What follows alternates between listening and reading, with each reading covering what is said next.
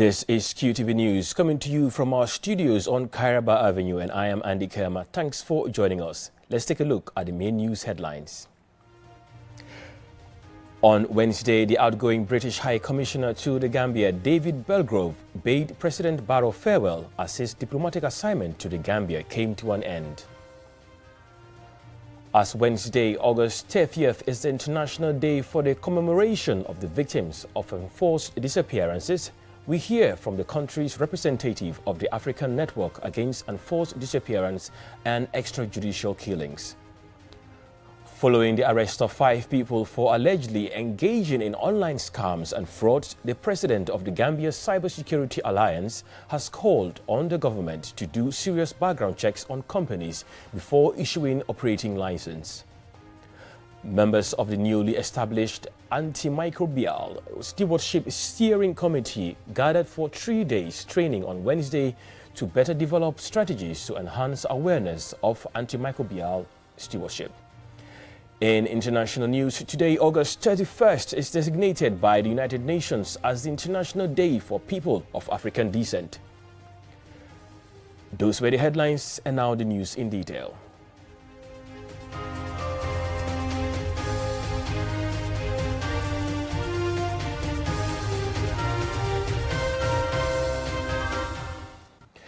This is QTV News.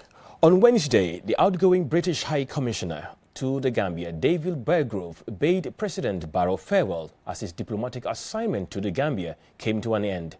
As Aliou Cisse reports, President Barrow also received a delegation of renowned Senegalese wrestlers, promoters and commentators. After 3 years in the Gambia, the outgoing British High Commissioner to the Gambia commended and thanked President Barrow, his government and the Gambian people for the hospitality and support given to him. High Commissioner Belgrove congratulated the Barrow administration for the gains registered in consolidating democracy in the Gambia and the commitment shown to the program of ongoing constitutional reform. He said the UK government will continue to support the Gambia. I pledged that my government will continue to support the work that I've been doing and my colleagues have been doing with the government of Gambia, and this will continue. So we talked about that. But we also talked about the big opportunities in the Gambia moving forward. And as the infrastructure improves, the opportunities around expanding tourism, expanding industry, expanding agriculture. And again, these are areas that my government want to continue to support, and I'm sure my successor will play a part in. And it continued this productive but incredibly friendly cooperation between our two countries. In a different engagement, a high-powered delegation of notable Senegalese wrestlers, including Balla Gaye Dey, wrestling promoters such as Abdul Aziz Ndiaye, and renowned wrestling commentators, met the president to inform him about an upcoming wrestling contest under his patronage. The delegation shared with President Barrow plans to stage a big wrestling contest in the country between top Senegalese wrestlers Tapha Tine against Eumeu Sène and Modou Lô against Ama Baldé. President Barrow, a sports enthusiast and keen wrestling follower, welcomed the idea, which he said will further consolidate the already existing bilateral ties between the Gambia and Senegal and promote our shared cultural values. According to the president, the two countries share a lot in common and acknowledge the power of sports in promoting unity and peace. Reporting for QTV News, I am Aliou Cisse. August 30th is the International Day for the commemoration of the victims of enforced disappearances. Enforced disappearance is a global concern as tens of thousands of victims have disappeared, faced arrest, torture and extrajudicial killings at the hands of perpetrators. QTV's Momodou Lamin Choi examined enforced disappearance in the Gambian context and the road to justice for victims.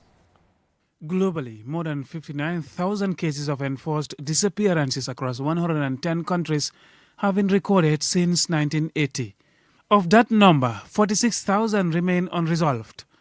Enforced disappearance occurs when a person is abducted or imprisoned by state agents or someone acting with state consent without acknowledging the fate and whereabouts of the disappeared persons.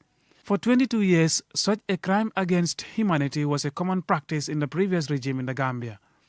Mostly, it was a systematic tool used to instill fear and terror among Gambians. In the process, some were tortured and killed. Leading a campaign for justice for victims is the African Network Against Enforced Disappearance and Extrajudicial Killings, ANICET. Sirandao is the organization's country representative. And another year passed, is for us another year passed without our loved ones. That's really the main reflection. Another year passed without much action being taken still. Another year passed with families living with difficulties, families living with the sadness of losing their loved one. The ousting of Gambia's former president Yahya Jammeh from power through the ballot box brought some light and hope for justice for the victims of human rights violations in the Gambia. For that reason, the present government established a Truth Commission to investigate human rights abuses committed by the Jammeh-led government. Unfortunately, a sense of hopelessness for some of them that they would ever live to see the remains of their loved ones returned back to them.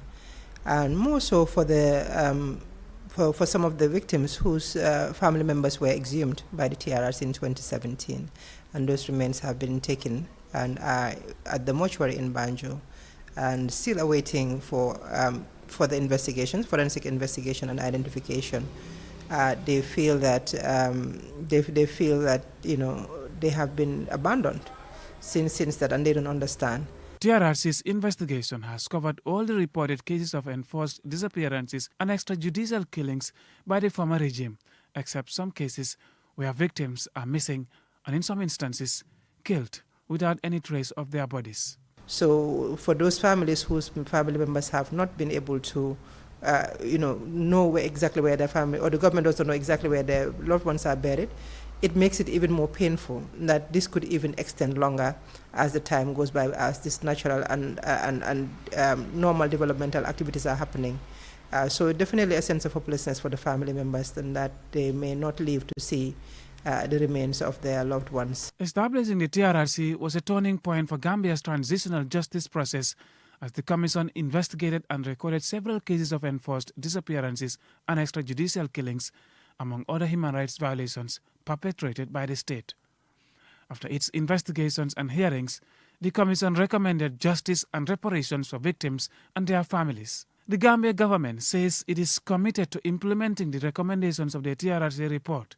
Among government's measures is to implement recommended reforms and introduce legal framework to guide the transitional justice process. Mohamed Lamin Choi, QTV News. The president of the Gambia Cybersecurity Alliance has called on the government to do serious background checks on companies before issuing them with operating license. Amadou Eba was speaking to QTV's Julian Jai following the arrest of 5 people for allegedly engaging in online scams and frauds. In the last few years, as well as recently, Gambia has been witnessing cases of online scams in which many have lost significant sums of money.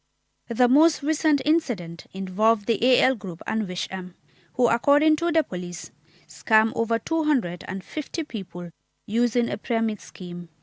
This fraudulent operation affected a lot of unsuspecting victims who invested their money, including salaries, business profits, and even educational funds. It is alleged some even took loans to invest in the scheme.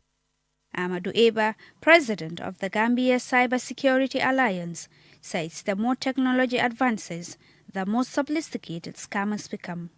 He therefore calls on the government to change their approach to cybersecurity.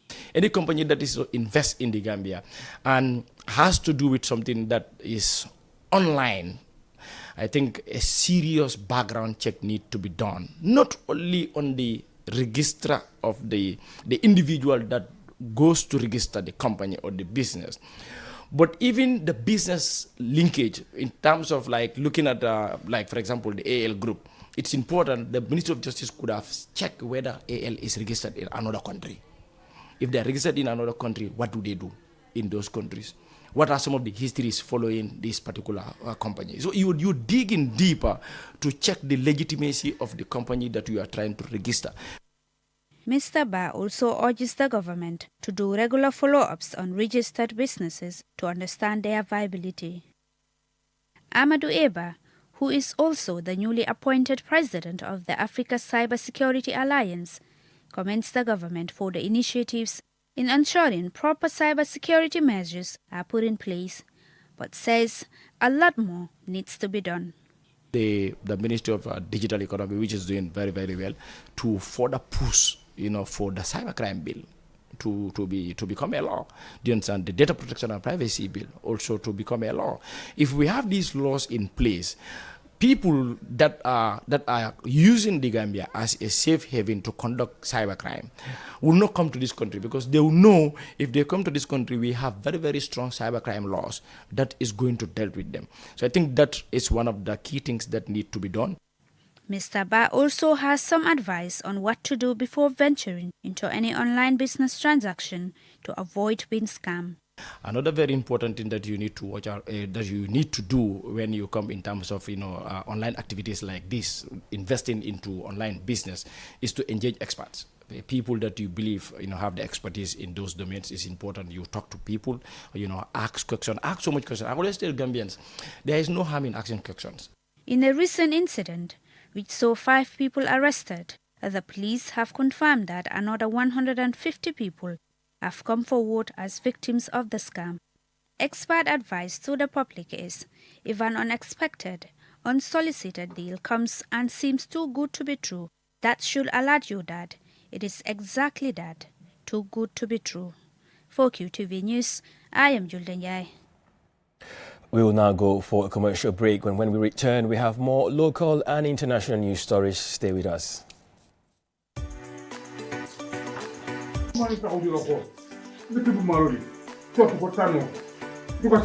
xanaa balaa ngay tànn gis tànn maanaam may amul tànn def na judduwaale def na technique mii maa la amul tànn moo tax tànn ba ko moo tax grand seigneur nii ñetti saako yi lay xew léegi saaro bii kombo bii ak tropique bii moo ñëw ci réew mi di maa la moo xam ne moo ñëw ci Gambie ci toll nii te amul benn tànn moo li ko fi borom réew président Barrow dem ca GGC ñu ànd ak nguuri Gambie ci ndimbalu président Barrow ñu indi fi maa la maaxalla dafa cher dafa waaye ñu ngi bëgg a dee mu ne xaar leen ma indi leen nag maa la mu gën a yomb am na boo dem ca GGC ci réew mi yëpp boo demee di fa am maa la wax lii di nga dem ca baar nga dem Farafeñ nga dem Soom nga dem Bansan nga dem Basse ak bépp boutique nag foo xam ne bii rek dafay jaay ci réew Gambie bi am na foo dem rek am na wholesale 50 kilos 1450 laa la wax te GGC sa saaro moom lañ koy jaayee dana maalo mi amul tànn maalo mi sakkan na maalo mi neex na maalo mi saf na gis nga la waykat ba doon wax naan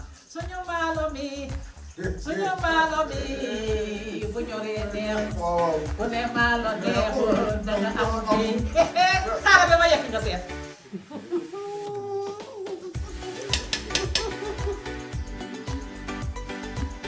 léegi Gambie ma waxati nga xam ne saa yu ma waxee rek noonu la maalo bi ñëw na de ñetti bokkul façon yi fii lañ ko indi GGC ko fi indi ànd ak nguuri Gambie ak ci ndimbali kan président Barrow ñu lim ñu maalo mii sakkan na neex na yomb na 1450 rek nga am saako fi ka sakkan ci njaboot réew Gambie jóg leen de Gambie topp réew mi jóg leen maalo bi ñëw na.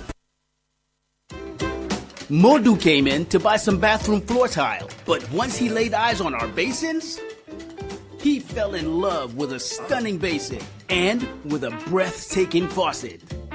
With a brand new mirror too, at a bargaining price. So, I got a bathtub too. Oh yes, he picked up a bathtub too.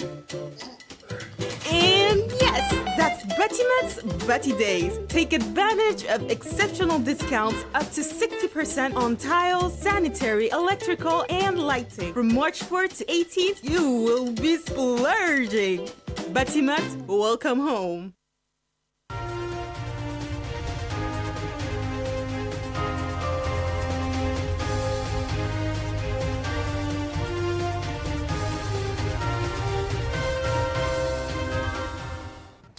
Welcome back. In case you're just tuning in, this is QTV News.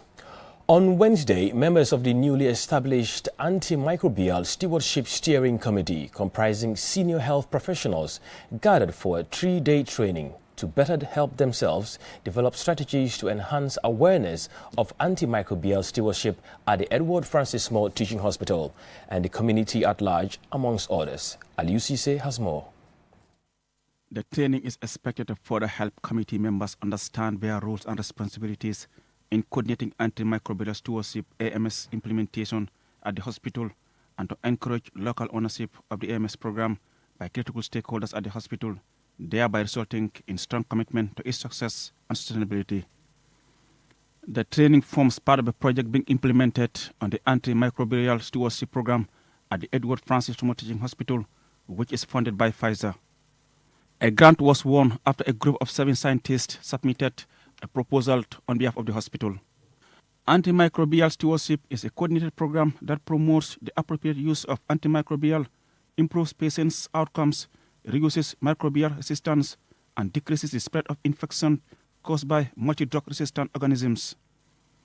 Dr. Hadiba, principal investigator of the project, and Babanding Sabali, deputy permanent secretary, Minister of Health, respectively, describe antimicrobial resistance as a huge problem in the country, hence the need for the hospital to have an antimicrobial stewardship program.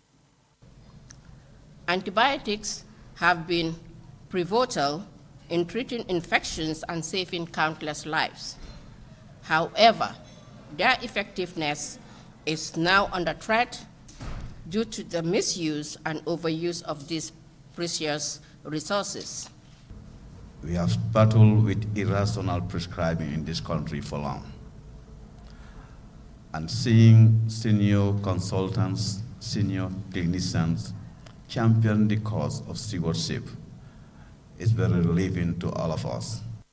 Dr. Abubakar Jany, Deputy Chief Medical Director, warned against the misuse and overuse of antibiotics. Professor Ogun, Head of Lab Medicines and Acting Provost, School of Medicines and Allied Sciences, University of the Gambia, called for a comprehensive approach and strengthened surveillance in dealing with antimicrobials. Antibiotic stewardship will not realize it without having a proper laboratory support. There has to be a proper way for you to be able to know what antibiotic to give to who and what organisms you're dealing with. Education and training is critical, and that's why we're here. We need to be equipped with the knowledge and the tools to make evidence-based decisions. Change our antibiotics prescription pattern. Patient education is also crucial. We have to tell the patients, please, the media, you need to help us tell the public that they cannot, on their own, prescribe antibiotics. Antibiotic stewardship is the effort to measure and improve how antibiotics are prescribed by clinicians and used by patients. Improving antibiotics prescribing and use is critical to effectively treat infections, protect patients from harms caused by unnecessary antibiotic use, and combat antibiotic resistance. Dr. Abraham Alabi, project consultant, calls for effective implementation of laws and policies on the control on the use and sale of antibiotics in the country, while Dr. Usman Bajinka, lecturer at the University of the Gambia, hoped that the knowledge gained from this training will leave participants with a better understanding on how to effectively carry out their mandates. Reporting for QTV News, I am Aliou Sise. 500 mosquito nets were distributed to Quranic memorization schools in the West Coast region by humanitarian charity Sharing Wonders with support from a Dubai-based donor. The aim is to prevent vulnerable children from malaria. Lena E. Igwenyiba tells us more. School children sometimes attract relatively little attention as a group in need of special measures to protect them against malaria. Every year, there are about 200 million cases of malaria, resulting in almost 500,000 deaths. Over 90% of all malaria deaths occur in sub-Saharan Africa, which includes the Gambia. Globally, a child dies of malaria approximately every 2 minutes. To protect vulnerable children from this deadly disease, Sharing Wonders and partners targeted children at several schools in Birkama, Ubay Ibn Kab Islamic Memorization School, and the Gunjur Islamic Institute for Science and Technology. Salman Sise is the coordinator of Sharing Wonders. Having donations is one thing, but what is more difficult than that is how do you donate, or how do you use that donation? Who are the recipients? Who are the actual people benefiting from it? It has to be the most needy people. From our survey, our findings, we find out that the Quranic memorization schools are not like other schools. Most of the Quranic memorization schools are run, managed, and financed by individuals. They are not in the payroll of government. Al-Hussein Barrow, the manager of the Gunjur Islamic Institute for Science and Technology, expressed appreciation for being among the beneficiaries. Mosquito nets we have, alhamdulillah, we really appreciate it. And it will be so useful for us because it will help us very, very well. And then this will help us to be here in a good health. We really appreciate it because it will help us a lot. Therefore, that being the case, alhamdulillah. Mohammed Lamin Barrow, a student at the Gunjur Islamic Institute for Science and Technology and a beneficiary of the mosquito nets, extended heartfelt gratitude to the donors. We are appreciative of the mosquito nets. The items donated will help in preventing us from contracting malaria. We pray to Allah to bless the donors. Experts emphasize the crucial role mosquito nets play in preventing malaria. Sleeping under a mosquito net forms a simple yet highly effective barrier against disease-carrying mosquitoes that are most active at night. The nets act as a physical barrier, preventing the insects from accessing potential hosts during their most active feeding times. This practice has been proven to significantly decrease the risk of malaria transmission, ultimately contributing to stronger and more resilient communities. Reporting for QTV News, I am Lena E. Gwenyiba. And with that story by Lena E. Gwenyiba, we will now shift our attention to news beyond our borders.